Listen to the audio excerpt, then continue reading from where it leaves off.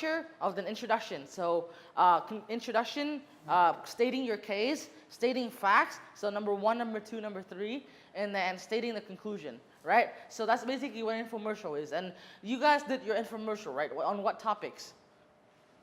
What did you guys do your infomercials on? Clubs, homework, games, sports, right? So your infomercial was very varied in topic, but mostly surrounding like student life, right? So homework, just random stuff like that. And you have to argue whether, for example, homework is bad or homework is good, like definitively, right? So you cannot be like, I think homework is bad, but also good, but also bad. Like you can't just argue over and over again, like switch sides, right? In politics, when you switch sides so much, it's called pandering. Does anyone know what pandering mean?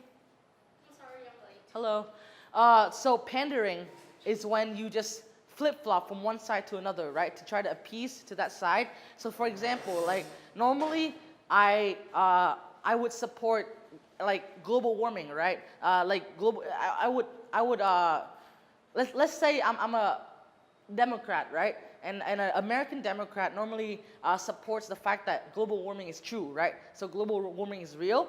But then because I'm running for office, I'm running for presidency, I want to appeal to the conservative people, right? So the people from the other side, I would say that global warming is bad, is not real. So I would change my perspective completely, right?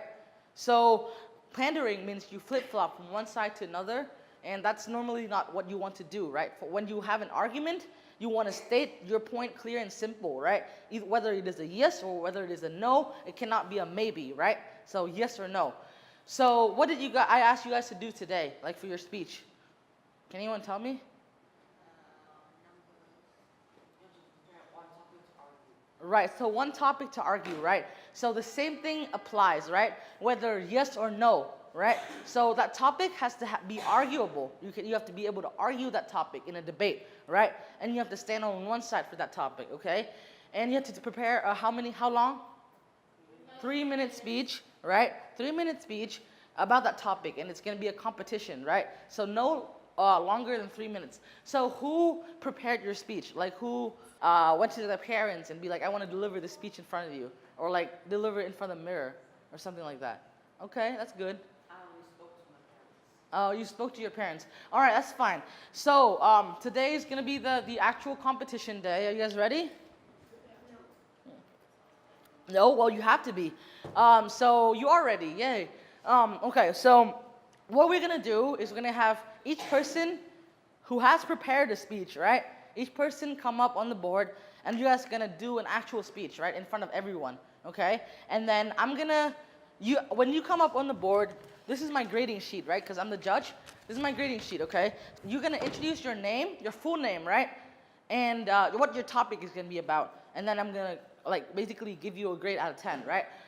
And even if you haven't prepared a speech and you want to say something, right, you want to come up on the board and do some public speaking, that's fine too, okay? Even if you haven't prepared anything. Like for you, because you weren't here yesterday, you can just come up with something in your head, right?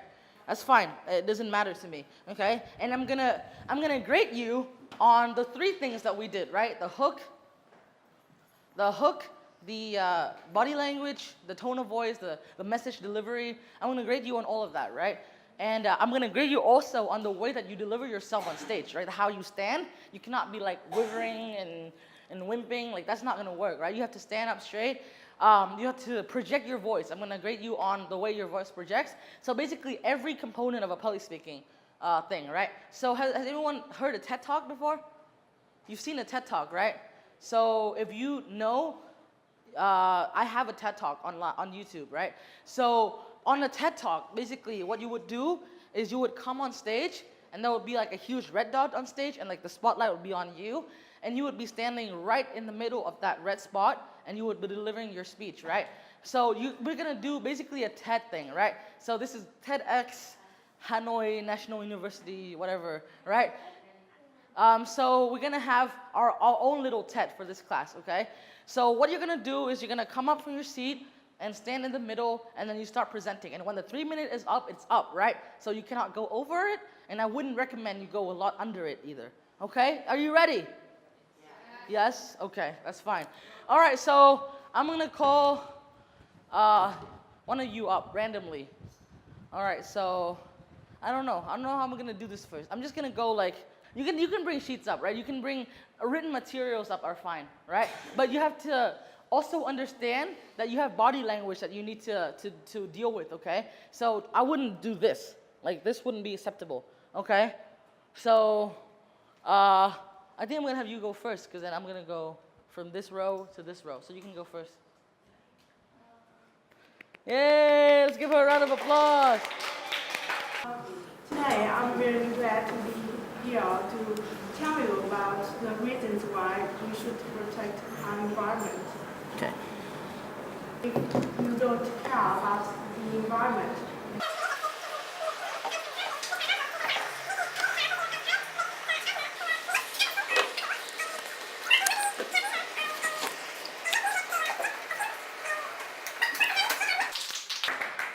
Okay, so guys, you don't have a speech prepared that well, right?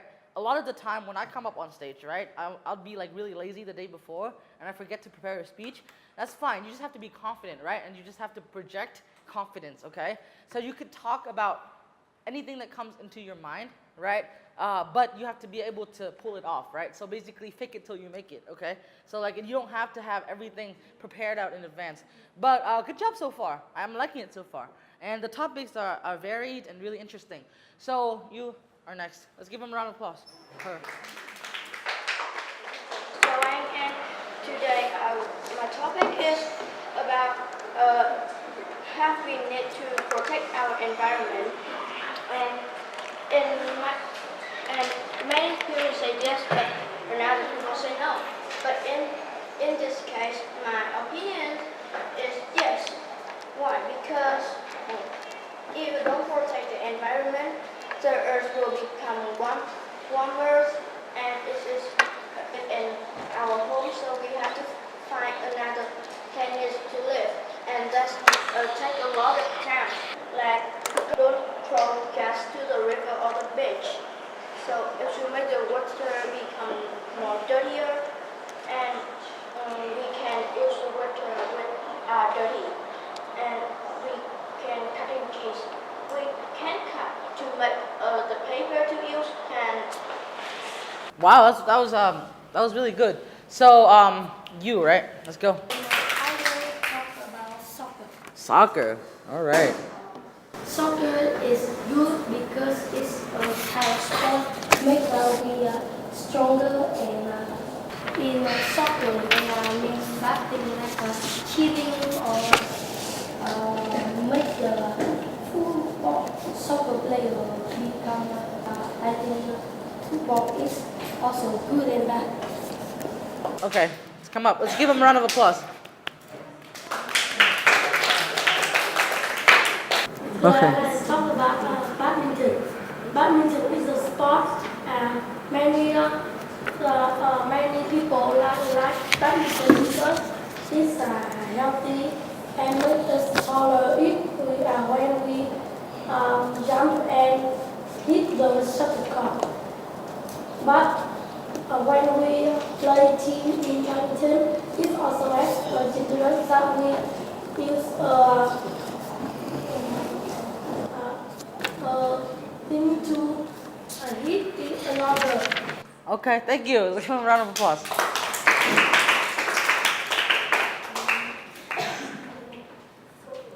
Okay, so we're done with that row, right? So now we're over to this row. Hello.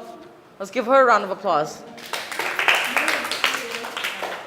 So, join the gym too soon is good or bad? You should join the gym as soon as possible. Joining the gym has a lot of benefits. Firstly, studies show that regular exercise and an increase in strength and cardio fitness levels can help reduce the risk of health concern and disease. Secondly, people nowadays use a lot of unhealthy food diets, so when we go to the gym, we can control our food that we eat every day. So I think that joining the gym is very good. Oh, yeah. Good job. Okay, so you haven't prepared this in advance, right? This is, you prepared during class? That was really impressive then. I mean, it was really short, but it was eloquent and well delivered, so thank you. Let's go. For First of all, I feel my old school is badass. Badass? Okay. Why? Because first of all, it's my friends. My friends, I have many good friends. They always share the food to me, buy me some food when I'm hungry. And I have bad friends too. Like some friends who, when I sit down, they put the pencil on the. Yes. So I feel badass. Then my teacher is badass than my school, because when I have a test, they give me a book. It's That's a big book. yes. Then I have some memorized in my school. Like when I play football, my friend kick right into my ass. I'm not going to go into the hospital, but that is my school. It's badass. Thank you for this. All right, thank you. You got laughs out of people, so it worked. That was good. Let's go. Let's give her a round of applause. Good morning, everyone. Today I'm going to talk about the importance of money. So to me, money is one of the most important things in the world, because there is nothing you cannot buy with money. Money is essential for life, and you really need it to buy food, water, clothes, electricity, etc. So when I told my friend about that, they were like, "What are you talking about, dude?" Or air is more important because it's necessary for life to exist on the world. Air is essential, but air gives us no meaning that we would die without it. But money gives us a reason to live.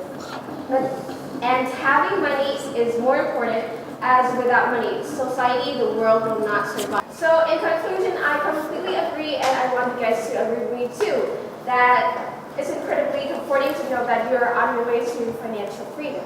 Thank you. Oh, okay. Very good, very good. Very interesting too. Okay. Hello everybody, my name is Halby, and today I am going to talk about racism. As you may or may know, racism is a major problem today. Now I am going to talk about the meanings of racism. Racism means that it's the belief that some races are better than others,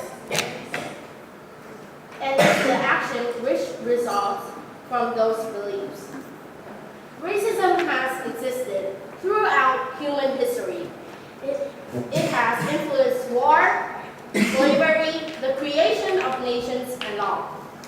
However, racism has never been the only cause of war and slavery. Leaders often use racism to make their actions seem alright. There are rules that split Black American society and white American society, like the Jim Crow law in the U.S. from the 1890 to the 1960s. Rules that ban colored people to immigrating to live in Australia, and there are groups that believe that white people are superior, and killed more than 3,044 Black people and Jews. And if they can learn to hate, they can be taught to love. For love comes more naturally to the human heart than its opposite. Thank you for listening, and goodbye. Anybody who love to play games, raise their hand. A lot of people love to play video games, but like your parents like ban you not to play video games too much and stuff? Yes or no? Yeah.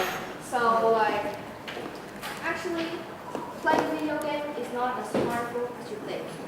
There's a lot of like benefit from playing video games. There's like 8 specific benefit for playing video games that only especially parents. First benefit is teamwork and teambuilding. In an online game, when we play games, online games specifically, the second reason is to practice our eye, to prepare our eye for a lot of accidents and stuff. When kids that play games has way less chance of having traffic accidents, so it's a way to prepare our eye for everything. The third reason is when parents play games with their children, they will have a family bond. So that way, it will help family to closer. Yeah. And fourth reason, I forgot. So this is the end of my speech. Super case. Goodbye. Wow. You guys are just so impressive. Wow, that's incredible. This is how much notes I have. I literally wrote 2 pages, double-sided full of notes. You guys are just incredible, and your speeches are so interesting, and I've learned a lot today, especially about Earth Hour. Wow, there's 2 different perspectives, and both of them are valid. So that was really interesting. Wow. You know, the highest score that I gave was 9 out of 10, and there are 3 people at 9 out of 10. So I don't know how to do this, but I have to think about it, right? I think most of your speeches were really strong, right? So can you guys tell me some of the things you think that you did right? But it's a pretty small room, so I wouldn't expect you to scream off the top of your lung. So projection is good, right? But what I need you guys to do in the coming times where you do speeches anywhere is when you have notes, right? The notes are just a thing for you to look down once in a while, right? Notes are not things for you to hold like this. Some of you were doing this. Some of you were doing this, right? That distracts people from your speech because they were looking at how you're looking at your paper, right? So a suggestion on how to do that would be to have your paper just on your hand like this, right? For example, I'm talking off my paper, right? So I'll be writing tiny notes out. So just bullet points, nothing major, nothing. You don't write an essay as your notes, right? So for example, I'll just be talking and I'll just be looking down at the notes and it wouldn't be a distraction at all. And people would know that even though you need the notes, you're not dependent on the notes, right? Okay? So for next time, just as reference, some of you didn't use notes and that's really cool. Good job. But the people who use notes is not something that is a huge deal, but just so you know for next time, right? So I saw a couple people holding notes the right way, but a couple people just completely doing this, okay? And also, I think that you guys were confident. Who felt nervous when they came up here? Who was nervous? A little bit? All right. Okay, so quite a few of you were nervous, right? And that's normal. Anxiety and nervousness is completely normal when you're up here speaking, right? Even sometimes when I go to a really big venue and I have to deliver a speech that I'm not really totally prepared about, I don't feel confident either. But you have to fake it till you make it, okay? That's one of my favorite phrases ever. Fake it till you make it. You have to be genuine and honest in the way you deliver your speech, right? But you can fake your confidence. You don't have to always be amazingly confident. You always have to be oh yes, I'm gonna win this, right? So when you stand up here, you have to stand in a way that projects your confidence. A lot of you were standing like this, right? So this is not good because this shows that you have to rely on something, right? Yeah? And there's also probably chalk on your back afterwards. So don't rest on the board like this, okay? When you talk, I want you guys to be right here. This is the perfect spot. Some of you did that well, right? Some of you stood right there. Some of you even moved your feet a little bit, right? But when I talk, I want to move around a little bit because I want to engage my audience, okay? I want to be able to use my body language freely, okay? Even on the TED Talk stage, where they have a huge red dot and they show you where you have to stand, you can still move around a little bit, okay? It's a part of gesticulation. It's a part of how you present yourself, okay? So body language does not mean looking at me. A lot of you were looking at me like this, right? And I was like, why are you looking at me? I'm not your only audience. Everyone else is your audience, right? I'm only your judge, okay? So when I judge people when they talk, I want to see that they're engaging with the audience. And some of you did that by your questions, right? So that was a good hook. And I'm going to segue into talking about hook later, but I'm going to talk about eye contact first. So what you want to do is you want to move around, but have a center point, okay? So this should be your center point. This should be the place where you gravitate or you go back to, okay? But you can go right here, maybe a couple steps, talk to the people here, go back to your center point, establish your center again, okay? Especially when you're nervous, you need the center point, okay? So you need to have, maybe before you walk on stage, right? For example, I'm sitting down, and when I walk on stage, I choose 2 like bricks that I want to stand on the most. So for example, I want to stand on here. This is going to be my center point, okay? So I know that I'm going to move 2 steps away from it, 2 steps back, and 2 steps away from it on each side, okay? So public speaking is not just standing up and talking, okay? Public speaking is very methodical. It's very mathematic in that way, okay? So it's not just you can move wherever you want, right? That's not pleasing for anyone. That's not good for you either because you get distracted. But if you know where you're standing, if you know exactly your center point and you can balance yourself and you don't lose, that means when you move, you don't lose track of what you're talking about. Because a lot of public speakers, when they move around a lot, they kind of get distracted by their own movements and they lose track of what they're talking about. Okay, I think that's about it. I also like a lot of you guys, the fact that you don't have a hook, right? Maybe you're just here, you're just talking about your topic. You don't even have a hook, but you captivate the audience attention right away because you project immediate confidence, right? And that's something that a lot of you did very well. Like the last speech, Earth Hour, right? You had a good hook as well, but the moment you step on stage, people can see that you're confident and you're engaging them, right? Also with the famous speech, that's the case as well. I saw engagement, right? Because I want to see you animated. I want to see you ready for action, right? I want to see you being able to pull the audience in, right? And you can do that very well with your voice. And you can do that very well with your body language, right? And a lot of you did that very well. Yeah, okay. What else do I want to talk about? Yeah, so confidence. Also, perspectives. So what did I tell you guys about this speech in particular? Like, how about like, particularly where you should stand in terms of your opinion. Should you be in the middle, in the maybe area, or should you be like affirmative, yes or no? Affirmative, right?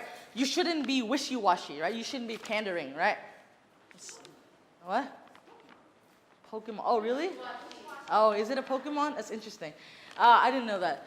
But anyway, so you shouldn't be in the middle, like just talking about the goods and the bad, both, right? Some of you did that. And did that well because you only talked a little bit about the other perspective.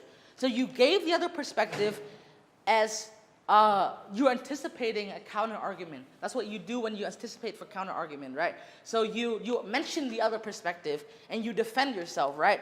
But some of you use a little bit too much of the other perspective. Like, I'm just going to call you out, I'm sorry. The famous speech. Again, you did a lot of things that were very good, but also you gave too much of the other perspective of fame being a drawback, okay? You gave a lot of evidences for fame being good, but also a lot of evidences for fame being bad. So in the end, it kind of got muddled. Like it kind of got a little confused, right? So I would watch out for that. A lot of other people also did that, especially with the sports speeches, like soccer. Who did soccer? You did soccer, right? Yeah, you also gave too much of the other perspective too, a little bit. Okay, so that's basically all I want to talk to you about. And also, stop fidgeting on stage, okay? Do you know what fidgeting means? Fidgeting means like you're like holding your hands or you're like shaking or like putting your hands right here and it's kind of shaking a little bit, right? That's what fidgeting kind of is. Don't fidget on stage, okay? Use your body language. That's why I told you to use body language so you can keep your hands busy, right? Don't just do this on stage. People can see you're nervous, okay? So use body language. Even when you're holding a piece of paper, you can still use one hand. Like a lot of you guys did that with a couple of the speeches over here. You guys hold your paper in one hand and then do public speaking. And then do the body language, okay? So don't fidget a lot. Don't move your hands around a lot. Don't put your hands right here, right, to your side, okay? Do you understand? But overall, I think those were like really, really strong speeches, right? I think they were very good, okay? So out of 10, how would you grade yourself, some of you? 8.5. Off the top of your 8.5, okay. 7. Let me look and see if it's accurate. 7.725. What?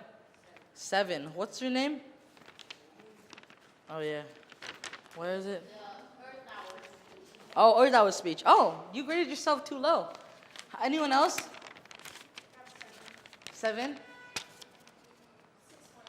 I think you guys are giving yourself a hard time. How about you? 5? Nah, it wasn't a 5. You guys are giving yourself too hard of a time. The lowest I gave was a 5, actually. That's true. But I don't really care about the grading as much. Like, that grade is just like a relative, like, standard. Like, what I care about is the feedback. So if you want your feedback, just tell me so I can give you your feedback. Okay? Should I just give everyone their feedbacks right now? Yeah? Okay. So I'll go from the beginning, right? It's going to take a little bit of time, though. I don't know where the beginning is. Technology was first, right? Technology. So you stutter a little bit. I like when you talk about the overuse of technology, right? About how it makes people lazier. Good evidence with the smartphones, right? And the fact that people are not going outside. I think that you could have been a little more confident, and you were using 2 briefs of pauses, okay? So, yeah. Overall, a pretty good speech, though. So I gave it like a 6.5 out of 10, or like a 7. It's like around that range. With environment protection, I like the fact that you used a lot of evidences, right? You were very eloquent, which means that you were very clear with your points. Use good evidences. Pronunciation error a little bit, so it hinders understanding. You looked at your paper too much. You probably know that. It was a well-written speech, right? But you were kind of reading off of it. Lacking in body language, and you weren't projecting very well. But good use of tone of voices, and it was a little too long, as you already know. Good statistic, though. So it's like a 7.5 or an 8, but a good speech. Ja with sports, right? So you know kind of where you got off, right? When you were thinking a little too hard at the end, and you kind of just stopped your speech. Good points, though. Good projection of your voice. I like that you mentioned that sports could be dangerous and how popular it is. There's really no clear argument in the speech, though. Like, I couldn't hear an argument, all right? So next time, I would want you to develop a stronger argument, okay? So I gave that about a 5 to 6 out of 10. So it could very well be improved to like an 8 or a 9, like instantly, if you had prepared a little more and given me a little more, okay? So I think a lot of you guys just got a lower grade because you didn't prepare a lot, right? And you could have used a little more practicing in front of the mirror, or practicing in front of your parents, or something like that, okay? Châu Anh, environment, okay? So you stated your opinion since the beginning, and you stuck to it. Good. Good eye contact. No body language, though. Very eloquent, except for a little bit of stuttering here and there. It was clear. I like the argument, right? I like your solutions. You just didn't project very well, like your voice. So it was like a 6.5 to a 7, around that range. Good speech. Tu Ming with Earth Hour. This was the speech that surprised everyone, right? Because what's your name? Fu Ming, sorry. I wrote Fu and then I read T, because my handwriting is awful. My handwriting is terrible. Good audience interaction, right? In the beginning, you were the first one to ask questions, and your question was perfect, so that was good. Good hook, because you said more harm than good. You didn't use paper, right? So you could freely use your body language. I would have liked to see you move around a little bit. Yeah, so I like your points, actually. I like your body language. It was clear, it was eloquent. And I like your solutions, too. So it was like an 8 out of 10 to an 8.5. It was good. Good job. Ming, with the soccer speech, right? You were animated, and you had a good body language in the beginning. But then you started just completely going off, like towards the middle of the speech, and you kind of lost it a little bit, right? You talked about too many bad things. And I didn't really know if you wanted to go good or bad, right? So it was kind of confusing. I think you could have prepared a little better, right? So I gave it like a 5 out of 10. You could have done a lot better, right? If you prepared. Bing. Badminton, right? I gave you the same score. You were fidgeting a little bit with your hands. I don't know what you were doing, like this or this. Just a little bit. No paper, which is good. But you weren't prepared as much as you could. Did you prepare at home? No, right? Yeah. All right. Coming over to this side. Ming Hian, joining the gym, right? Interesting. You came up with that speech on the spot, right? Just preparing a little bit in advance. Did very well. It was very good. It was just really short, right? You talk about some of the benefits that I thought were good: cardio, fitness, whatever, controlling the food that we eat. Good projection, right? But because it was too short, it's like a 6.5 because I couldn't see really where you were going exactly. So if you had developed that speech and had time to prepare, I'm sure it would have been like an 8 or a 9. So good job. Okay. Anh, Hồng Anh, old school, badass. Your speech was pretty badass. It was pretty good.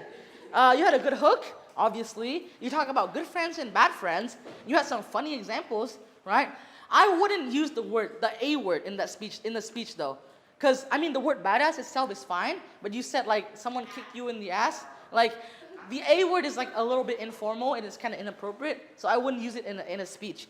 But otherwise, it has a wow factor. It was a really interesting speech, and it kept me really interested, right? And it was funny. So it was like a 7 out of 10, or 7.5. Good job. Ming with comics, right? I like your idea. I like the ideas that you presented, too. Good body language. You were nervous, though. You weren't that relaxed. You were nervous. Good evidences. You talk about a little bit of personal examples. That was good. And I like the Doraemon example. Difficult to hear because your pronunciation was a little bit off, okay? So you should rehearse it a little bit more. I like the fact that you brought up you learned French to comics. Interesting. I'd like to see you prepare a little bit more and weed out those pronunciation errors, okay? And it would be very good. It's like a 7 out of 10 too, 6.75. Now we're getting to the good stuff. Importance of money. So Anh, okay, so I like your idea, okay? I really like your concept. Essential for life. Money is very essential for life. Very good hook, okay? Very good voice projection. I can see your confidence. The moment you step up here, you engage your audience. Right? Good. Guys, you should listen to this too because you're like learning from other people. Okay? So I'd like to see you listen to this. Air versus money. I thought that was an interesting point to bring up. Like that's a good hook too in the middle. You talk about money as the reason to live.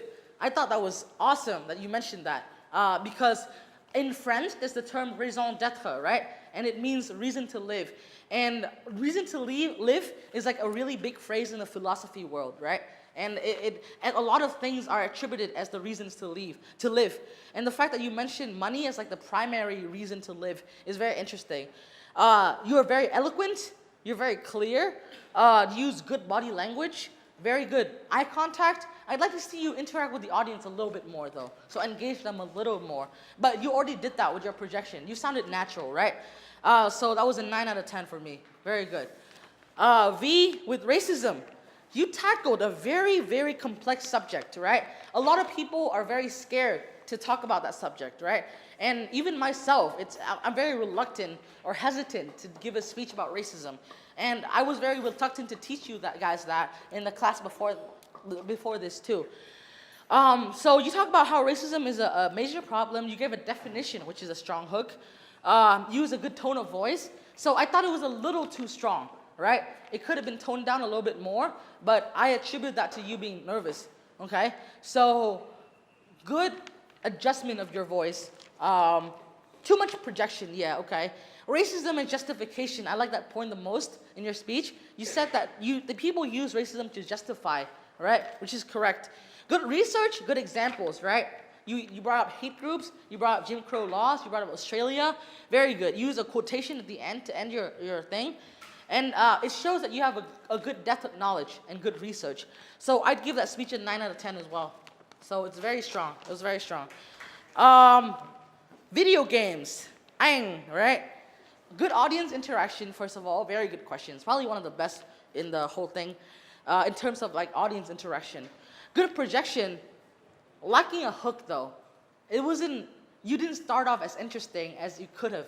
And also, you started off projecting really well, and I was like, wow, he's confident, right? But as you get more and more nervous throughout, and it gets softer and softer, right? And you can see that as well. Good talking about teamworking skills.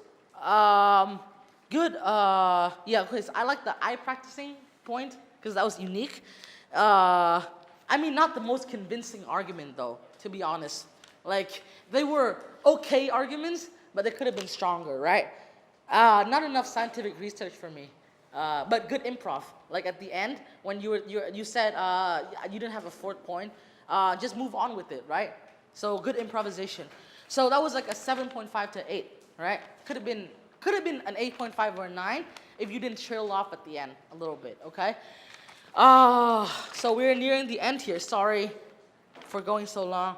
That friendship in our life, okay? Good question in the beginning. I'm not sure about that question in the end, though, right?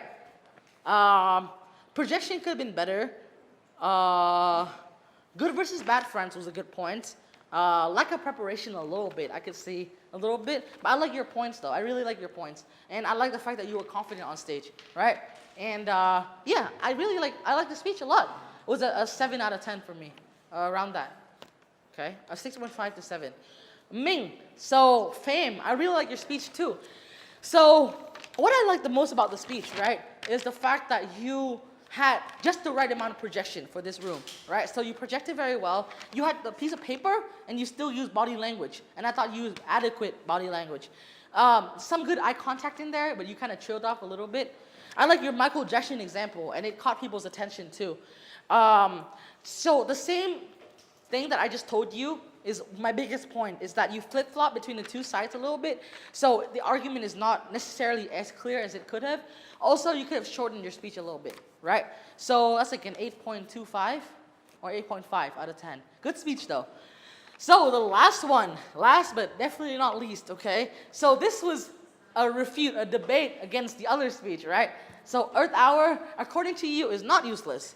And I love the fact that you mentioned that it showed people that you care, and the fact that your speech is so emphatic, right? Your speech is so bold and so powerful, right? And I really like the fact that you can make a speech about any topic powerful, and that topic was great. I like the fact that I can't read my handwriting. The fact that even though you're saying that it's a very small thing comparing to like solving real issues, right? It's still very important to uphold it, because Earth Hour, like at the very least, it showed people that you care. Thank you guys for your amazing speeches. You guys were amazing, right? You guys were confident. You guys were eloquent. I loved every single one of your speeches, right? I think all of your speeches have merits. They're all creative, right? From badminton to Earth Hour to racism.